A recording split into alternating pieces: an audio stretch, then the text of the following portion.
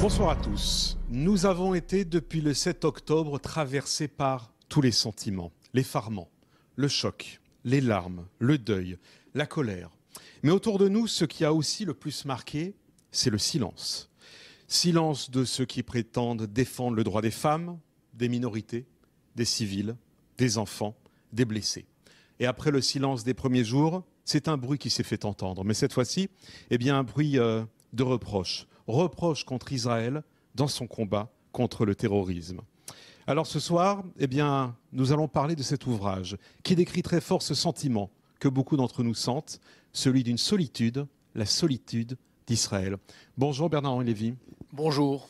Merci d'avoir accepté cet entretien exceptionnel à l'occasion de la sortie de cet ouvrage, Solitude d'Israël, paru chez Grasset, à l'occasion d'un voyage que vous avez effectué d'ailleurs juste après le 7 octobre en Israël. Nous sommes dans un lieu très particulier, au musée d'art et d'histoire du judaïsme, dans la bibliothèque de ce musée.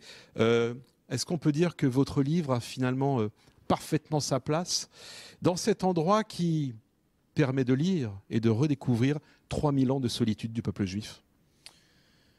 Écoutez, je ne sais pas s'il a sa place ici, mais ce que je peux vous dire, c'est que ce livre-là, je l'ai écrit parce que j'en ai fait le serment. J'en ai fait le serment le 8 octobre, le 9 octobre, le 10 octobre, aux survivants des massacres que j'ai commencé de rencontrer, aux témoins qui commençaient de raconter, et parfois de me raconter, aux familles d'otages avec qui j'ai passé des soirées, des après-midi, des moments terribles. Et j'ai vécu ces jours avec, tous ces quelques jours avec elles, avec eux, et je me suis fait le serment à moi-même, et je leur ai fait le serment à tous que j'allais raconter cela. Et que j'allais non seulement le raconter, mais que j'allais, comme je le suis, en philosophe, en tirer les leçons. Donc le livre, il a été décidé à ce moment-là, et puis bien sûr, il a été écrit ensuite, jusqu'à ces dernières semaines. Les réflexions de cet ouvrage, et que beaucoup d'entre nous partagent d'ailleurs depuis le 7 octobre, c'est l'état du peuple juif. Après le 7 octobre, il était toujours dans l'inconscient collectif une idée qui était celle que l'État d'Israël était un abri. Or, ce pogrom a eu lieu dans l'abri même du peuple juif. Et vous écrivez d'ailleurs, Bernard Lévy, page 35, « Pas un lieu en ce monde où les Juifs soient saufs. Voilà le message. Pas une terre sur cette planète qui soit un abri pour les Juifs. Voilà ce qu'énonce l'événement. » C'est absolument tragique. C'est absolument tragique et c'est ce qui a provoqué d'ailleurs ce choc, cette onde de choc dans toutes les communautés juives du monde et dans toutes les âmes juives du monde. Je ne connais pas un juif, même le plus mécréant, même le plus indifférent, même ceux à qui l'être d'Israël pouvait être indifférent, qui n'ait pas ressenti ça. Le sanctuaire, le refuge, le lieu où le plus vieux peuple persécuté du monde savait qu'il avait un recours, ce lieu-là a été violé, et violé d'une façon jamais vue dans l'histoire récente, en tout cas depuis la Shoah, c'est certain, mais jamais vue depuis très longtemps. Et vous savez, on dit une attaque terroriste, oui, le Hamas est une organisation terroriste, mais c'est presque pire. Le Hamas, c'est une armée avec des bataillons, avec des régiments, avec un commandement, avec un entraînement. C'est un mélange des deux. C'est un mélange de terrorisme et d'armée régulière. Et c'est ce qui rend d'ailleurs cette riposte israélienne si difficile, si compliquée à mener. Et la solitude d'Israël, Bernard-Henri Lévy, c'est justement de poursuivre ses opérations, par exemple à Rafah, même sans l'approbation de ses fidèles alliés, et je pense notamment aux États-Unis? Il y a quelque chose, là, j'avoue, que je ne comprends pas ou que je n'ose pas comprendre.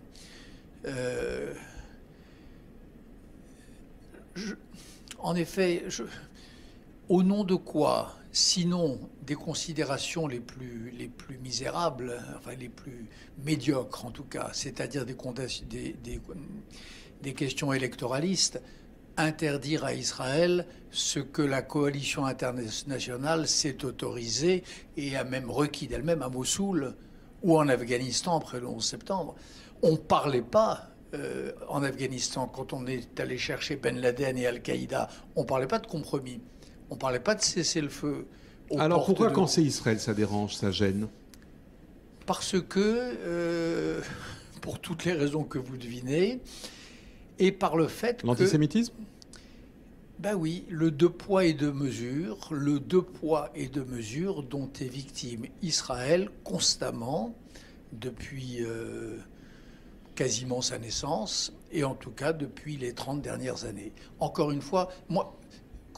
J'étais en Afghanistan à la fin 2001, au début 2002. J'étais l'envoyé spécial du président Chirac à la fin de la guerre d'Afghanistan, au moment du début de la reconstruction. J'ai vu personne ne parlait de faire un deal, de faire un accord avec Al-Qaïda. J'étais à Mossoul en 2015, au moment de la libération de Mossoul par les forces alliées américaines, françaises, etc., quand on allait punir les Daesh, c'était plus Al-Qaïda, du Bataclan, de Charlie Hebdo et de l'Hypercacher. Ça ne venait à l'idée de personne de stopper les combats, de ne pas entrer dans tel ou tel quartier de Mossoul, de s'arrêter aux portes, à la lisière de la plaine de Ninive. Est-ce que vous pensez, Bernard Olivier, allez au bout de votre idée, est-ce que vous pensez qu'au fond, ça en arrangerait peut-être certains qu'Israël perde cette guerre? Ben écoutez, à force d'appeler depuis le 8 octobre au cessez-le-feu. Ils auraient grand tort parce que si Israël arrête cette guerre aujourd'hui, il faut voir les choses clairement. Ça veut dire que le Hamas la gagne. Et si le Hamas gagne cette guerre, ça veut dire qu'il sort comme un... Il devient une icône dans toute la région et probablement au-delà. Donc je vous repose la question, ceux qui appellent constamment au cessez-le-feu, est-ce qu'il n'y a pas derrière cette petite voix l'idée qu'au fond, eh bien, ça nous arrangerait qu'Israël perde? Non, je crois qu'il y a beaucoup d'irresponsabilité, beaucoup de bêtises, beaucoup de confusion mentale. Il y a des jeunes gens sur les campus américains et sur les campus français qui doivent vraiment imaginer que le Hamas, cette organisation de tueurs comme il n'en est pas d'autres, est une organisation de résistance. Il y a sûrement des gens qui pensent vraiment ça. C'est pour ça qu'il faut leur expliquer. Voilà. Moi, j'ai écrit ce livre d'Israël comme un manuel, pour le coup, de résistance. Bernard Lévy, vous parlez de ce qui se passe dans ces universités américaines. Il y a un slogan que l'on entend chez les manifestants. C'est leur droit de défendre les victimes palestiniennes, on en parlera tout à l'heure, qui meurent à Gaza. Mais le slogan que l'on entend, c'est « From the river to the sea, free Palestine ». Autrement dit, libérons la Palestine de la mer au Jourdain. Oui. Est-ce qu'au fond, ça, c'est pas leur droit. Les masques ne sont pas en train de tomber, mais ça, surtout, les masques de ceux qui disent défendre la cause palestinienne? Benjamin Pétrovert, ça surtout, c'est pas leur droit. Libérer la Palestine de la mer au Jourdain, ça ne veut pas dire libérer la Palestine, ça veut dire annihiler Israël. Ça veut dire qu'on raye un État de la carte. Mais c'est le slogan qu'on entend dans le monde entier aujourd'hui. Naturellement, mais c'est de ça qu'il s'agit. Les slogans qu'on entend à Londres, à Paris, dans les universités américaines, Pennsylvania University, Harvard et autres, c'est pas un slogan pro-palestinien, c'est un slogan exterminateur de la réalité israélienne. Donc ça, on n'a pas le droit de le dire. Voilà. On n'a pas le droit de dire de la mer au Jourdain. Ça veut dire effacer un État de la surface de la planète. On n'a jamais demandé ça d'aucun État, quelle que soit la politique qu'il mène, quelle que soit Mais comment comprendre, après une telle atrocité qu'a été le 7 octobre, que dans le monde entier, eh bien, le slogan que l'on entend, c'est « Libérer la Palestine de la mer au Jourdain ». Eh bien, ça veut dire qu'il y a dans le monde entier des femmes et des hommes qui qui souhaitent la destruction de l'État d'Israël, qui souhaitent la disparition de l'État d'Israël, qui ne se sont jamais résignés à sa naissance. Israël est le seul État sur la planète qui est dans bien des cas à peine reconnu, tout juste toléré et donc extraordinairement fragile. Les gens croient qu'Israël est fort. Bien sûr, d'une certaine manière, dôme de fer, armée, et ainsi de suite. Mais il y a là une fragilité, une vulnérabilité terrible. Alors, il y a les slogans criminels, il y a aussi les commentaires, notamment depuis la sortie de votre ouvrage, Bernard-Henri Lévy. D'abord, je vais peut-être donner un petit détail. Vous n'êtes pas venu seul aujourd'hui pour enregistrer cette interview. Vous êtes venu accompagné de personnes pour assurer votre sécurité. Vous êtes en danger aujourd'hui, Bernard-Henri Lévy ? Je ne sais pas. Les personnes dont vous parlez, c'est pas ma sécurité, ce sont des... Non mais écrire ce livre, c'est vous mettre en danger ? Écrire ce livre, c'est une promesse que j'ai faite à mes amis israéliens, à mes camarades des kibboutz de Kfar Aza et de Be'eri. Non mais là, je vous demande pour vous. Je ne sais pas si c'est me mettre en danger. Probablement moins que d'autres livres que d'autres situations où je me suis mis dans ma vie. Dans les guerres que j'ai couvertes, dans la défense des droits de l'homme que j'ai menée partout sur tous les continents. Nous sommes en plein Paris, Bernard-Henri Lévy. Nous ne sommes pas sur un terrain de guerre. On n'est pas à Raqqa, on n'est pas à Mossoul, on est en plein Paris. Si vous devez être en sécurité en plein Paris, cela dit quoi pour le juge que vous êtes et l'auteur que vous êtes ? Je suis moins en insécurité que des amis qui portent la kippa et qui doivent mettre une casquette par-dessus. Eux ne sont pas en sécurité. Ceux qui ne sont pas en sécurité aujourd'hui, c'est vrai, ce sont des femmes et des hommes plus jeunes que moi qui ont des enfants qu'ils envoient à l'école juive et qui les voient partir le matin, la peur au ventre, en se demandant si quelque chose de terrible va se passer. Et ça dit quoi de la France ? Ça dit de la France que... les Juifs doivent avoir peur en 2024 en France ? Que même si les institutions tiennent bon, même si les élites tiennent bon, il y a une vague d'antisémitisme qui est en train de déferler sans tabou et qu'un certain nombre de digues ont été rompues. En France, oui, absolument, dans la France de Voltaire, dans la France des droits de l'homme, dans la France que les Juifs ont contribué à bâtir, il y a des digues qui sont en train de céder. Votre livre, Solitude d'Israël, est-ce qu'il ne se traduit pas aussi, Bernard-Henri Lévy, sur les plateaux télé au quotidien, où l'on voit des commentateurs, des analystes, des gens brillants, avoir des réactions, notamment depuis la riposte israélienne, on en parlera tout à l'heure, parce que c'est vrai que les victimes civiles palestiniennes font que le point de vue face à Israël a changé. Et je voudrais citer un échange que vous avez eu le week-end dernier face à Natacha Polony, brillante journaliste, elle est intelligente, elle a visiblement compris le sujet, et pourtant, voilà ce qu'elle vous dit. Bernard-Henri Lévy, vous êtes en train de fabriquer des générations entières de soutien du Hamas. Défendre la solitude d'Israël aujourd'hui, c'est former des générations de soutien du Hamas. C'est vrai que c'est une phrase bizarre, ou bien, enfin, ce vous est très bizarre, ou bien... Qui vous ? Voilà, qui est vous ? Si vous, c'est moi, c'est m'attribuer un pouvoir que je trouve un tout petit peu démesuré. Si vous, c'est Israël, jusqu'à nouvel ordre, je suis citoyen français comme elle et un bon citoyen français. Donc dans les deux cas, c'est vrai qu'il y a quelque chose d'étrange dans cette phrase. Voilà. Mais que je m'abstiendrai de commenter davantage. Je crois surtout que tout ce en tout cas, c'est l'idée de soutenir une opération israélienne pour se défendre. Au fond, c'est ça qu'elle montre du doigt.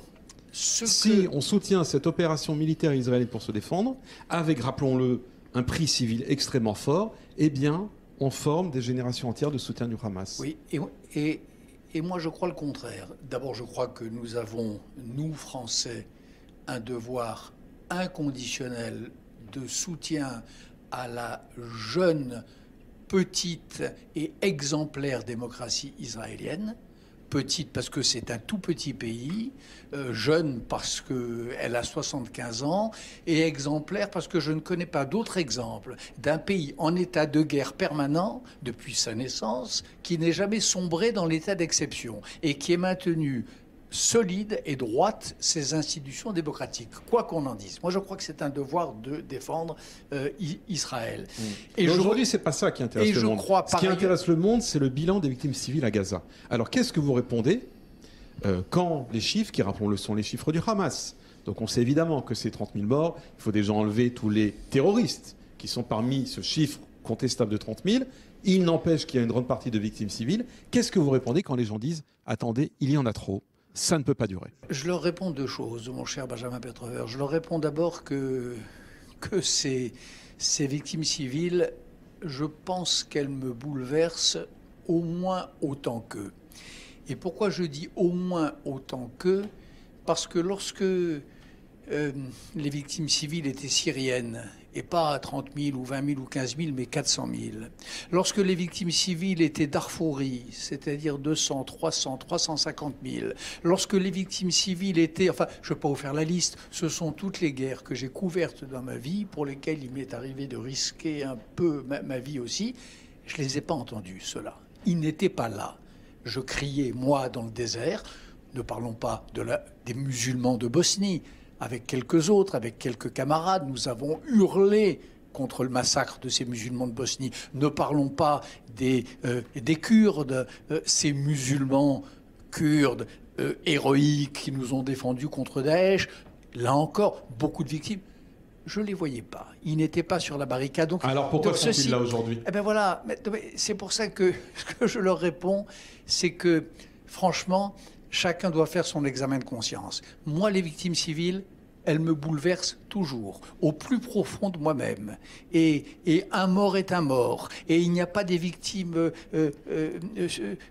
privilégiées et des victimes dont il faudrait s'accommoder. Mais si je vous posais une question, en est de même pour eux. Si je voudrais vous poser une question un petit peu provocante, Bernard-Henri Lévy, mais c'est quoi pour vous une victime civile palestinienne? Quand on sait que chaque jour, dans l'avancée de Tsahal à Gaza, eh bien, on découvre que tel membre de l'UNRWA a en fait participé au massacre, quand on découvre qu'une famille de civils en fait détenait des otages. C'est quoi un civil gazaoui? Et sont-ils par essence innocents? Écoutez, le droit de la guerre, et il faut s'en tenir là, dans cette zone d'incertitude où vous dites que nous sommes, il y a des caps clairs. Il y a le droit de la guerre. Les victimes civiles, c'est les populations non combattantes. Et il y a un devoir de préserver, autant qu'il est possible, les populations non combattantes. Et moi, je crois que c'est ce que tente de faire, avec un souci que j'ai rarement vu, sinon jamais, dans les guerres dont j'ai été le témoin, l'armée israélienne. Et d'ailleurs, les stratèges ont, puisque vous parliez de... Mais ma question était, c'est quoi une victime civile ou c'est quoi un civil gazaoui? Un civil, c'est quelqu'un qui ne porte pas les armes. Alors après, vous avez... Mais quand un civil détient un otage... Oui, vous avez des collabos, c'est possible. Mais c'est quelqu'un qui n'est pas armé, voilà. Et je pense, et je sais d'ailleurs, je connais les règles d'engagement de Tsahal. Dans des guerres précédentes, il m'est arrivé d'accompagner des opérations militaires de Tsahal jusqu'en territoire ennemi. Et je sais comment fonctionne Tsahal et à quel code moral Tsahal s'astreint. Un homme désarmé, même s'il est soupçonné d'avoir prêté la main à un combattant, celui-là, on ne lui tire pas dessus. Et je sais par ailleurs que si cela arrive, eh bien la police militaire israélienne se saisira du cas si elle en est saisie. Vous parlez de code moral, Bernard-Henri Lévy. Est-ce que les instances internationales ont encore, selon vous, pas seulement un code moral, mais une crédibilité morale? Je pense évidemment à des ONG que l'on attendait sur place, après les massacres et les viols de femmes juives à Gaza. Je pense également à l'ONU, les déclarations d'Antonio Guterres, dont certaines que vous relayez d'ailleurs dans votre ouvrage, qui semblent oublier ce qui s'est passé le 7 octobre. Ou en douter? Je relaye, je crois, hélas, je relaie et je liste tout. Toutes ces petites phrases, toutes ces petites saloperies au quotidien, Antonio Guterres, les agences, les sous-agences de l'ONU, l'agence pour la prévention des génocides, ONU Femmes, ce fut une débâcle morale, ce fut un désastre intellectuel et moral. ONU Femmes a mis c'est-à-dire l'Organisation des Nations Unies, qui est supposée dénoncer les violences faites aux femmes, et en particulier les viols.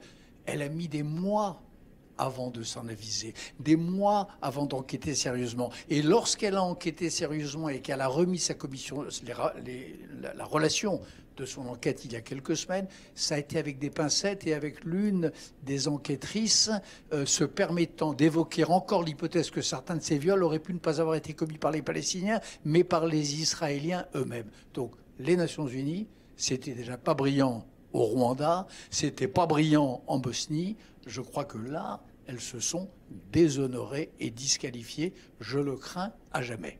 L'ONU disqualifie à jamais. Oui, disqualifiée à jamais, comme le fut en son temps la SDN. Ça veut pas dire qu'il ne faille pas une organisation internationale. Il en faut une, mais il faudra la refonder. Ce sera plus ça. Je pense réellement que dans cette logique de l'avant et de l'après du 7 octobre, il y a des choses qui sont... Il va falloir revoir le fonctionnement de l'ONU ? Il va falloir revoir peut-être plus que le fonctionnement. Il va falloir je pense que nous devrions, en tout cas les démocraties, refonder du sol au plafond la maison commune des Nations Unies. La déroute morale est trop grande face à cette histoire. Et bientôt, vous savez, on est encore aujourd'hui dans le tumulte de l'événement, dans le brouillard des chiffres. Tout cela, un jour, va retomber sous le regard des historiens. Et là, on fera le bilan. Et vous verrez. Alors, il y a les instances internationales, Bernard-Henri Lévy, et puis il y a la politique en France. Et notamment certaines personnalités politiques, je pense des membres de la France Insoumise, qui quotidiennement tweetent sur la situation à Gaza. Je pense à Thomas Porte, je pense à Aymeric Caron. Thomas Porte, d'ailleurs, qui a injustement accusé un jeune juif d'acte de torture à Gaza. Aujourd'hui, ce jeune juif est d'ailleurs menacé de mort. D'après vous, qu'est-ce qui anime ces personnalités politiques d'utiliser la cause palestinienne sur le territoire français ? Mais je l'explique dans le livre. Vous savez, dans le livre,